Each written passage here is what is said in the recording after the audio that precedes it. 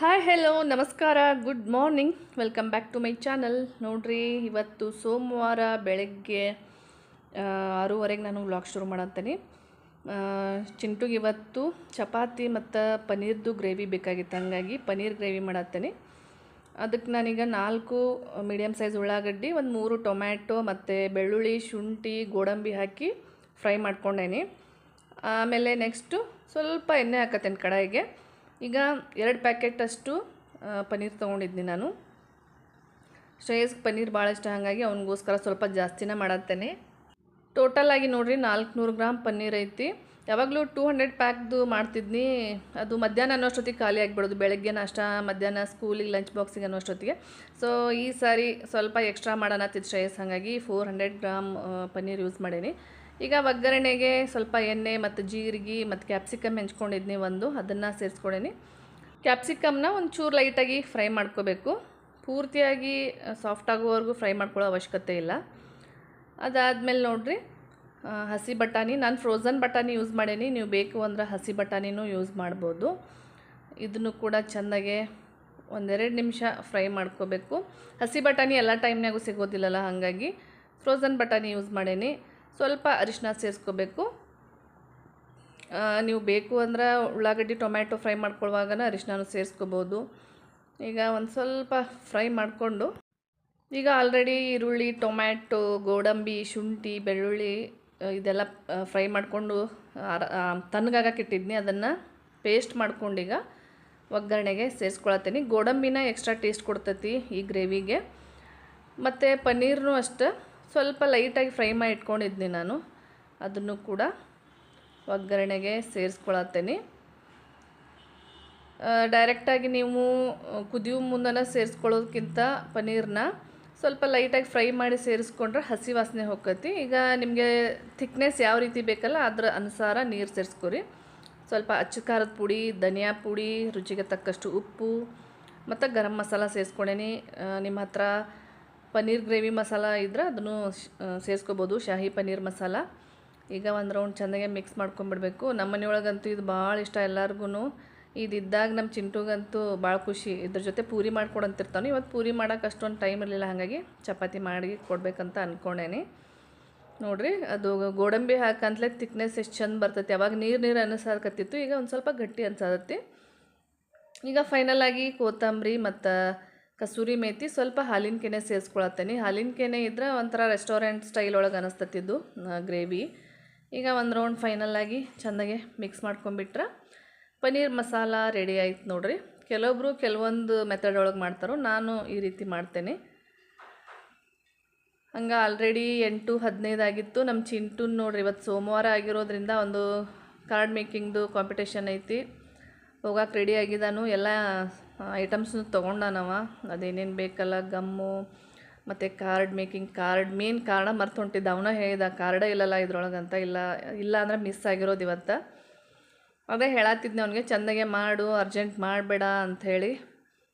ಯಾಕಂದ್ರೆ ಅಷ್ಟೊಂದು ಎಫರ್ಟ್ ಹಾಕಿ ಸಂಜೆವರೆಗೂ ಪ್ರಾಕ್ಟೀಸ್ ಮಾಡಿ ಆಮೇಲೆ ಅದು ಹಂಗೆ ಹಿಂಗೆ ಮಾಡಿ ಬಂದ್ರೆ ಅದಕ್ಕೆ ಏನು ವೇಸ್ಟ್ ಅನ್ನಿಸ್ತತಿ.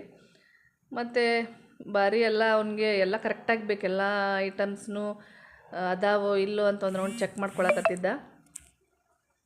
ಅದ್ರೊಳಗೆ ಭಾಳ ಶಾನೆ ಅದಾನವ, ಹೆಂಗೆಂಗೋ ಹೋಗಂಗಿಲ್ಲ, ಅದಾವೋ ಇಲ್ಲೋ ಅಂತೆಲ್ಲ ಒಂದು ರೌಂಡ್ ಚೆಕ್ ಮಾಡ್ಕೊಂಡನ ಹೋಗೋದು. ಮುಂಚೆ ಎಲ್ಲ ಗೇಟ್ವರೆಗೂ ಹೋಗಿ ಬಿಟ್ಟು ಬರ್ತಿದ್ನಿ, ಈಗ ನಾನೇ ಹೋಗ್ತೀನಿ ಅಂತನೂ ಏನೂ ಪ್ರಾಬ್ಲಮ್ ಇಲ್ಲ. ಎಲ್ಲ ಸೆಕ್ಯೂರಿಟಿ ಎಲ್ಲ ಚಲೋ ಐತಿ. ಗೇಟ್ ಹತ್ರನೂ ಸೆಕ್ಯೂರಿಟಿಯವ್ರು ನಿಂತಿರ್ತಾರೋ, ಏನೂ ತೊಂದರೆ ಇಲ್ಲ. ಹಾಗಾಗಿ ಅವ್ರ ಫ್ರೆಂಡ್ಸ್ ಎಲ್ಲ ಬಂದಿರ್ತಾರಲ್ಲ, ಅವ್ನು ಆರಾಮಾಗಿ ಮಾತಾಡ್ಕೊಂಡು ಕೂತ್ಕೋತೇನೆ ಅಂತ ನಾನು ಒಬ್ಬನೇ ಹೋಗ್ತೇನೆ ಅಂತಲೂ. ಈಗ ಟೈಮ್ 12:15, ಸ್ವಲ್ಪ ಹೊರಗಡೆ ಹೊಂಟಿದ್ನಿ. ಏನಪ್ಪ ಅಂದ್ರೆ ಒಂದು ಬ್ಲೌಸ್ ಸ್ಟಿಚಿಂಗ್ ಇತ್ತು. ನಾನು ಆಲ್ರೆಡಿ ಹಿಂದಿನ ಬ್ಲಾಗ್ ಒಳಗೆ ಹೇಳಿದ್ನಿ ಒಂದು ಫಂಕ್ಷನ್ಗೆ ಹೋಗ್ಬೇಕಂತ. ಆ ಫಂಕ್ಷನ್ಗೋಸ್ಕರ ಸೀರೆ ಹೊಲ್ಸಾತೀನಿ. ತುಂಬ ನಮ್ಮ ಮನೆ ಒಳಗಿಂದನೇ ಫಂಕ್ಷನ್ ಅದು, ಹಾಗಾಗಿ ಹೊಸ ಸೀರೆ ನೋಡ್ಕೋಬೇಕಾಕತಿ. ಮತ್ತು ಮಿಂಚಬೇಕು, ನಾವು ಮನೆಯವ್ರು ಅಂದ್ಮೇಲೆ ಸ್ವಲ್ಪ ಮಿಂಚಬೇಕಾಕತಿ.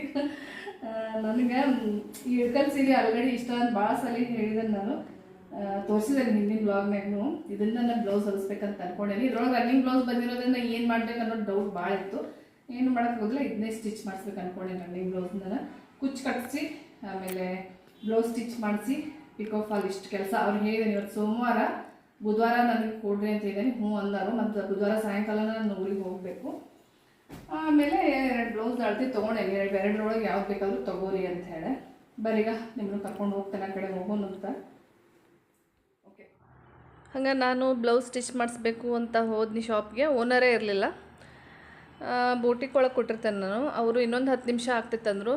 ಮತ್ತು ಅಲ್ಲೇ ಪಕ್ಕದಲ್ಲೇ ಪಾರ್ಲರ್ ಇತ್ತು, ಯಾಕೆ ಟೈಮ್ ವೇಸ್ಟ್ ಮಾಡೋದು ಅಂದ್ಕೊಂಡು ಪಾರ್ಲರಿಗೆ ಹೋಗಿದ್ದೆ ಐಬ್ರೋ ಅಷ್ಟೇ ಮಾಡಿಸ್ಕೊಳಕ್ಕೆ. ಮತ್ತು ಊರಿಗೆ ಹೊಂಟೇನಿ. ಮೇನು ನಂದು ಸ್ವಲ್ಪ ಐಬ್ರೋಸ್ ಥಿಕ್ಕಾಗಿರೋದ್ರಿಂದ ಬೇಗ ಗ್ರೋತ್ ಆಗಿಬಿಡ್ತಾವೆ. ಊರಿಗೆ ಹೊಂಟಿರೋದ್ರಿಂದ ಐಬ್ರೋ ಆದರೂ ಮಾಡಿಸ್ಕೊಳ್ಳೋಣಪ್ಪ, ಇನ್ನೇನು ನನಗೇನು ಫೇಶಿಯಲ್ ಅದು ಇದು ಮಾಡಿಸ್ಕೊಳ್ಳೋಷ್ಟಂತೂ ಟೈಮ್ ಇಲ್ಲ. ಇಷ್ಟು ಟೈಮ್ ಆದರೂ ಯೂಸ್ ಮಾಡ್ಕೊಳ್ಳೋನು. ಮತ್ತಿನ್ನು ನಾನು ಐಬ್ರೋ ಮಾಡಿಸ್ಕೋಬೇಕು ಅಂದರೆ ಮತ್ತೆ ಬರಲೇಬೇಕು, ಮತ್ತು ಅದಕ್ಕೊಂದು ಸ್ವಲ್ಪ ಟೈಮ್ ವೇಸ್ಟು. ಇಷ್ಟರೊಳಗೆ ಮುಗಿಸ್ಕೊಂಬಿಡೋನು ಅಂತ ಅದಾಯಿತು. ಅಷ್ಟೊತ್ತಿಗೆ ಶಾಪ್ ಓನರ್ ಕೂಡ ಬಂದಿದ್ದರು. ಅವರು ನಂಗೆ ಐಡಿಯಾ ಕೊಡತ್ತಿದ್ರು. ಯಾಕಂದರೆ ಇದು ರನ್ನಿಂಗ್ ಬ್ಲೌಸ್ ಬಂದಿರೋದ್ರಿಂದ ನಾನು ರನ್ನಿಂಗ್ ಬ್ಲೌಸ್ ಒಳಗೆ ಹೊಲ್ದು ಬಿಡ್ರಿ ಬ್ಲೌಸ್ ಅನ್ನತ್ತಿದ್ನಿ. ಅವರು ಈ ಬಾರ್ಡ್ರ್ ಕಲರ್ ಒಳಗೆ ಪ್ಲೇನ್ ಅರ್ವಿ ತೊಗೊಂಡು ಬಂದು ಅದನ್ನು ನೀವು ಅಟ್ಯಾಚ್ ಮಾಡ್ಬೋದಲ್ಲ ಈ ರೀತಿ ಅಂಥೇಳಿ ನನಗೆ ಪ್ಯಾಟರ್ನ್ ತೋರಿಸಾತಿದ್ರು. ನನಗೂ ಕನ್ಫ್ಯೂಸ್ ಆಗತ್ತಿತ್ತು. ನಾನು ಮನೆಯಿಂದ ಬರಬೇಕಾದ್ರೆ ರನ್ನಿಂಗ್ ಬ್ಲೌಸ್ ಒಳಗೆ ಸ್ಟಿಚ್ ಮಾಡಿಸ್ಬಿಡೋನು ಯಾವುದಾದ್ರೂ ಒಂದು ಡಿಸೈನ್ ಅಂತ ನಾನು ಹಂಗೆ ಅಂದ್ಕೊಂಡಿದ್ನಿ. ಅವರು ಈ ರೀತಿ ಸ್ಟಿಚ್ ಮಾಡಿಸ್ರಿ ಅಂಥೇಳಿ ಒಂದು ಪ್ಯಾಟರ್ನ್ ತೋರಿಸಿದ್ರು. ನಾನು ಓಕೆ ಅಂದೇನಿ. ಯಾಕಂದರೆ ನಮ್ಗೆ ಈ ಥರ ನೋಡೋದಕ್ಕಿಂತ ಸ್ಟಿಚ್ ಮಾಡಿದ ಮೇಲೇ ಒಂದು ಐಡಿಯಾ ಬರ್ತೈತಿ. ಅವರೆಲ್ಲ ಎಕ್ಸ್ಪ್ಲೇನ್ ಮಾಡಿ ಹೇಳಿದ್ರು, ನಂಗೆ ಅರ್ಥ ಆಗ್ತಾ ಇರಲಿಲ್ಲ. ಆಯಿತು ನಿಮ್ಗೆ ಚಲೋ ಅನ್ಸಿರ ಹೊಲಿರಿ ಅಂತ ಹೇಳಿದ್ದೀನಿ. ಲಾಸ್ಟ್ ಟೈಮ್ ಅವರು ಒಂದು ನನಗೆ ಎಷ್ಟು ಅಂದರೆ ಟೋಟಲಾಗಿ ದೀಪಾವಳಿ ಟೈಮ್ನಾಗ ಒಂದು 10 ಬ್ಲೌಸ್ ಹೊಲ್ದು ಕೊಟ್ಟಿದ್ರು. ಒಂದೊಂದು ಡಿಫ್ರೆಂಟ್ ಪ್ಯಾಟರ್ನ್ ಇಟ್ಕೊಟ್ಟಿದ್ರು. ಹಂಗಾಗಿ ಪ್ರತಿಯೊಂದು ಎಲ್ಲರೂ ಕೇಳಿದ್ರು, ಇನ್ನೂ ಆದರೂ ಕೇಳ್ತಾರೆ ಅದನ್ನೆಲ್ಲ ನಾನು ಬ್ಲೌಸ್ ಎಲ್ಲ ವೇರ್ ಮಾಡಿದಾಗ. ಹಾಗಾಗಿ ನಂಗೆ ಅವ್ರ ಮೇಲೆ ಭಾಳ ನಂಬಿಕೆ. ನೀವೇ ನಿಮಗೆ ಇಷ್ಟ ಆಗಿರೋದನ್ನು ಹೊಲಿರಿ ಅಂಥೇಳಿ ಮನೆ ಕಡೆ ಹೊಂಟೇವಿ. ಶ್ರೇಯಸ್ದು ಎಕ್ಸಾಮ್ ನಡೆದವು ಸೆಕೆಂಡ್ ಸೆಮಿಸ್ಟರ್. ಹಾಗಾಗಿ ಅವ್ನ ಮನೆಯಲ್ಲೇ ಇದ್ದ ಓದ್ಕೊಂತ. ಇಂಥದ್ಕೆಲ್ಲ ಅವನೇ ಬರೋದು, ಫ್ರೀಯಾಗಿ ಬರ್ತಾನೆ. ಏನು ಸ್ವಲ್ಪ ಟೆನ್ಷನ್ ಮಾಡ್ಕೊಳ್ಳಲ್ಲ, ಮನೆಗೆ ಬಾ ಅನ್ನೋ ಥರ ಫ್ರೀಯಾಗಿ ಬಿಡ್ತಾನೆ. ಆಯಿತು ಮುಗಿಸ್ಕೊ ಅಂಥೇಳಿ ಅವನ್ನೇ ಕರ್ಕೊಂಡು ಹೋಗಿದ್ನಿ. ಆಮೇಲೆ ಹಂಗೆ ನಾನು ಮನೆಗೆ ವಾಪಸ್ ಬರುವಷ್ಟೊತ್ತಿಗೆ ನೆನ್ನೆ ನಾವೆಲ್ಲ ಶಾಪಿಂಗ್ ಮಾಡಿಟ್ಟು ಬಂದಿದ್ವಲ್ಲ ಹೋಮ್ ಡೆಲಿವರಿಗೆ, ಎಲ್ಲ ಐಟಮ್ಸು ಬಂದಿದ್ವು. ಅವನ್ನೆಲ್ಲ ತೆಗೆದಿಡತ್ತಿದ್ನಿ. ನನ್ನ ಮೊಬೈಲ್ದು ಸ್ವಲ್ಪ ಪ್ರಾಬ್ಲಮ್ ಅಂತ ನಾನು ಲಾಸ್ಟ್ ವ್ಲಾಗ್ ಒಳಗೆ ಹೇಳಿದ್ನಿ. ಅದು ಮೆಮೊರಿ ಪ್ರಾಬ್ಲಮ್ನೂ ಆಗತ್ತೈತಿ. ಯಾವ ವಿಡಿಯೋ ಮಾಡಿಟ್ರೂ ಕೆಲವೊಂದು ಬರತ್ತವು, ಕೆಲವೊಂದಂತೂ ಶೋನೇ ಆಗವಲ್ತು. ಅಂದ್ರೆ ಒಂಥರ ಅದು ಪ್ಲೇನೇ ಆಗವಲ್ತು. ಹಾಗಾಗಿ ಇವತ್ತಿಂದು ಸ್ವಲ್ಪ ವಿಡಿಯೋ ಭಾಳ ಕಟ್ಟಾಗೈತಿ. ಕೆಲವೊಂದೆಲ್ಲ ಕ್ಯಾಪ್ಚರ್ ಮಾಡಿರೋದು ಬರವಲ್ತು. ಹಂಗೆ ಭಾಳ ಜನ ಕೇಳಾಕತ್ತಿದ್ರಿ, ನಿಮ್ಮದು ಹಳೆ ಮನೆಯೊಳಗೆ ನಾವೇನು ಕೊಟ್ವಲ್ಲ ಆ ಮನೆಯೊಳಗಿದ್ದಿದ್ದು ಫರ್ನಿಚರೆಲ್ಲ ಎಲ್ಲಿ ಅಂಥೇಳಿ. ಆ ಮನೆಯೊಳಗಿದ್ದಿದ್ದು ಫರ್ನಿಚರೆಲ್ಲ ನಾವು ವಿತ್ ಫರ್ನಿಚರನ್ನು ಕೊಟ್ಬಿಟ್ಟೇವಿ. ಎಲ್ಲ T V, sofa set, dining table, ಪ್ರತಿಯೊಂದು ಫ್ರಿಜ್ಜು ಎಲ್ಲ ಪ್ರತಿಯೊಂದೂ ಅವ್ರಿಗೆ ಕೊಟ್ಬಿಟ್ವಿ. ಹಾಗಾಗಿ ನಾವೇನು ತೊಗೊಂಡು ಬಂದಿಲ್ಲ. ಇಲ್ಲೆಲ್ಲ ತೊಗೊಂಡಿರೋದು ತಾತ್ಪೂರ್ತಿಕ 1-2 ವರ್ಷ ಆಗುವಷ್ಟು ಸೋಫಾ, ಸ್ಮಾಲ್ ಸೋಫಾ ಚೇರ್ಸು ತೊಗೊಂಡೇವಿ. ಮುಂದೆ ಮನೆ ಕಟ್ಟಿದ್ಮೇಲೆ ಎಲ್ಲ ಫುಲ್ ಒಂದು ಸೆಟ್ ತೊಗೊಳ್ಳೋಣ ಅಂದ್ಕೊಂಡು. ಮತ್ತು ನೋಡಿರಿ ಇದು ವಿಡಿಯೋ ಕ್ಯಾಪ್ಚರ ಆಗಿಲ್ಲ. ಎಲ್ಲ ಎಷ್ಟೊಂದು ಐಟಮ್ಸ್ ಎಲ್ಲ ಜೋಡಿಸೋದು ತೆಗೆಯೋದೆಲ್ಲ ಮಾಡಿದ್ನಿ. ಅದು ಕೂಡ ಎಲ್ಲ ಕಟ್ ಆಗಿಬಿಟ್ಟೈತಿ. ದೊಡ್ಡ ಪ್ರಾಬ್ಲಮ್ ಆಗತ್ತದ ನನಗೆ. ಮತ್ತು ನಿಮಗೆಲ್ಲ ಕೇಳತ್ತಿದ್ರಲ್ಲ, ಡೌಟ್ ಇತ್ತು ಫರ್ನಿಚರ್ ಎಲ್ಲ ಎಲ್ಲಿ ಹೋಯಿತು ಏನು ಅಂಥೇಳಿ. ನಿಮ್ಮೆಲ್ರಿಗೂ ಆನ್ಸರ್ ಸಿಕ್ಕತ್ತೆ ಅಂತ ಅನ್ಕೋತೇನೆ. ನಾವೆಲ್ಲ ವಿತ್ ಫರ್ನಿಚರ ಸೇಲ್ ಮಾಡಿದ್ದೇವೆ, ಹಾಗಾಗಿ ಯಾವುದನ್ನು ತೊಗೊಂಡು ಬಂದಿಲ್ಲ. ಹಾಗೆ ಸಂಜೆ ಆಗ್ತಿದ್ದಂಗೆ ನಮ್ಮ ಚಿಂಟು ಬಂದ ನೋಡ್ರಿ. ಒಂದು ಅದೇ ಕೇಳತ್ತಿದ್ನಿ ನಾನು, ಕಾರ್ಡ್ ಮೇಕಿಂಗ್ ಹೆಂಗೆ ಮಾಡಿ ಅಂಥೇಳಿ. ಚಲೋ ಆಯ್ತು ಅಂತ ಅದು ಹೆಂಗೆ ಅನ್ನೋದು ಅವನು ನಮಗೂ ಗೊತ್ತಿಲ್ಲ. ಅವ್ನು ಮಾಡಿ ಬಂದಿರ್ತಾನೋ ಅಷ್ಟೇ, ನಾವು ಅನ್ಬೇಕು ಅಷ್ಟೇ. ನೋಡಿರಿ, ಇವತ್ತಿನ ವ್ಲಾಗ್ ನಿಮ್ಮೆಲ್ರಿಗೂ ಇಷ್ಟ ಆಗೈತಿ ಅಂತ ಭಾವಿಸ್ತೇನೆ. ಮತ್ತು ನಿಮ್ಮೆಲ್ಲರ ಡೌಟ್ ಕೂಡ ಕ್ಲಿಯರ್ ಆಗೈತಿ ಅಂತ ಭಾವಿಸ್ತಾ ಇವತ್ತಿನ ವ್ಲಾಗ್ನ ಇಲ್ಲಿಗೆ ಎಂಡ್ ಮಾಡ್ತೇನೆ. Thanks for watching.